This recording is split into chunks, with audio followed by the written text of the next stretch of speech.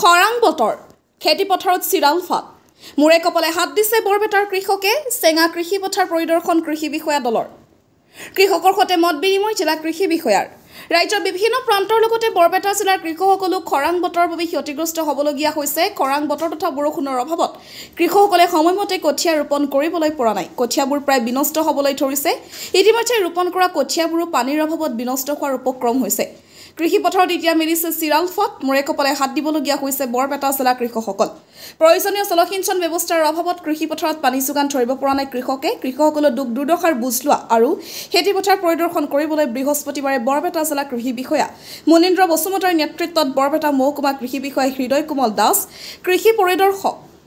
দিলীপ মিশ্ৰ আৰু শোভা কৃষি চক্ৰ ভাৰপ্ৰাপ্ত কৃষি সম্প্ৰসাৰণ সহায়ক প্ৰদীপ ডেকাই চেঙা খেতিপথাৰত উপস্থিত হয় কৃষি বিষয়া দলটোৱে বৰপেটা জিলাৰ চেঙাৰ নিচেঙা কদমতলাকে ধৰি কেইবাখনো গাঁৱৰ কৃষিপথাৰ পৰিদৰ্শন কৰাৰ লগতে কৃষকসকলৰ সৈতে মত বিনিময় কৰে কৃষিপথাৰ পৰিদৰ্শন কৰি কৃষকসকলৰ সমস্যা সম্পৰ্কত এক প্ৰতিবেদন যুগুত কৰি বিভাগীয় ঊৰ্ধ্বতন কৰ্তৃপক্ষলৈ প্ৰেৰণ কৰিব বুলি জানিবলৈ দিয়ে জিলা কৃষি বিষয়া মুনীন্দ্ৰ বসুমতাৰীয়ে জিলাখনত প্ৰায় ৩৭০খন গাঁৱৰ প্ৰায় ৩৩,৫০০ কৃষক পৰিয়ালৰ মুঠ প্ৰায় ৩১,৫০০ হেক্টৰ কৃষিভূমি খৰাং বতৰৰ বাবে ক্ষতিগ্ৰস্ত হোৱা বুলি জানিবলৈ দিয়ে জিলা কৃষি বিষয়া মুনীন্দ্ৰ বসুমতাৰীয়ে ইয়াৰ ভিতৰত প্ৰায় ২৫ হেক্টৰ কৃষিভূমি কঠীয়া বিনষ্ট হৈছে আৰু প্ৰায় ৩১,৫০০ হেক্টৰ কৃষিভূমি ৰোপণ কৰা কঠীয়া পানীৰ অভাৱত প্ৰায় বিনষ্ট হোৱাৰ উপক্ৰম হৈছে বুলিও জিলা কৃষি বিষয়াগৰাকীয়ে জানিবলৈ দিয়ে আনহাতে খেতিপথাৰত পানী যোগান ধৰিবলৈ ক্ষতিগ্ৰস্ত কৃষকসকলক ক্ষতিপূৰণ দিয়াৰ ব্যৱস্থা গ্ৰহণ কৰিবলৈ চৰকাৰ তথা বিভাগীয় কৰ্তৃপক্ষলৈ আহ্বান জনাইছে ক্ষতিগ্ৰস্ত কৃষকসকলে মুকালমৰাৰ পৰা সুৰজিত পাঠকৰ report north east frontier news অঞ্চলৰ এজন কৃষক এইবাৰ প্ৰকৃতিৰ ৰুদ্ৰ দেখি আমি মূৰে কপালে হাত দিছোঁ আৰু মেইন অত্যন্ত খৰাঙৰ প্ৰকোপ এই প্ৰকোপৰ কাৰণে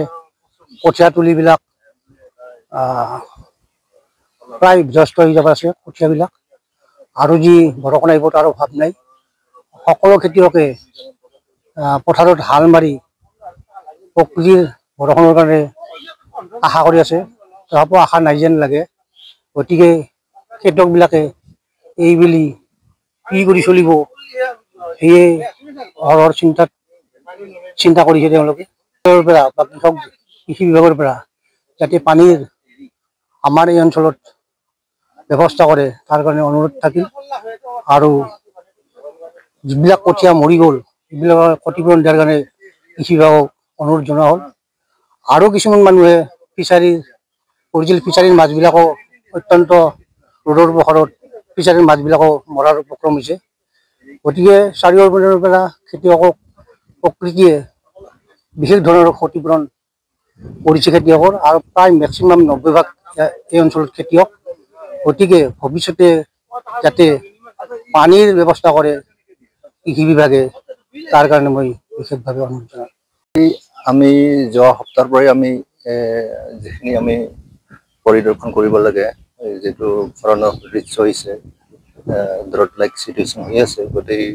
আমাৰ ডিষ্ট্ৰিক্টতে বিশেষকৈ আমাৰ বৰপেটাৰ কথাটো কৈছোঁ আৰু কৃষকৰ লগতো আমি আলোচনা কৰিছোঁ আজি যোৱা সপ্তাহৰ পৰাই আমি আলোচনা কৰি আছোঁ আৰু আমাৰ যিখিনি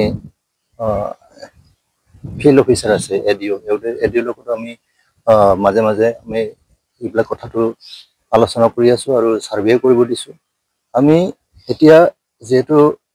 বৰপেটা ডিষ্ট্ৰিক্ট দেখা পাইছে প্ৰায় 25% এইখিনি মানে ধান ৰুব পাৰিছে কৃষকে আৰু বাকীখিনি অলপ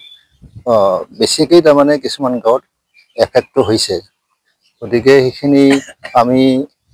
পৰিদৰ্শন কৰি আমি যি প্ৰতিবেদন দিম আজি ডাইৰেক্টৰ অফিচলৈ আৰু সেইটোলৈ আমি পিছত কি ব্যৱস্থা লয় চৰকাৰে সেইখিনি আমি দেখা যাব কেনেকুৱা ধৰণৰ ব্যৱস্থা ল'ব সেইখিনি আজি সিদ্ধান্ত নিশ্চয় উচ্চ পৰ্যায়ত আমাৰ এইখিনি কথাখিনি জনাব বৰপেটা ডিষ্ট্ৰিক্টত প্ৰায় খেতিয়কৰ ক্ষতি নোহোৱা হৈ আছে আৰু বৰষুণ যদি আহে 2-3 দিনৰ ভিতৰতো আৰু সেইটো কাৰণে কঠীয়াও আছে নহয় কঠীয়াও আছে কিন্তু যিখিনি আচলতে ৰুব লাগিছিলে এই যোৱা বছৰতকৈ তুলনাত এই বছৰ একচুৱেলি প্ৰায় 60% হ'ব লাগিছিল এতিয়ালৈকে আমাৰ 25% মানে কভাৰ হৈ আছে বৰপেটা ডিষ্ট্ৰিক্টত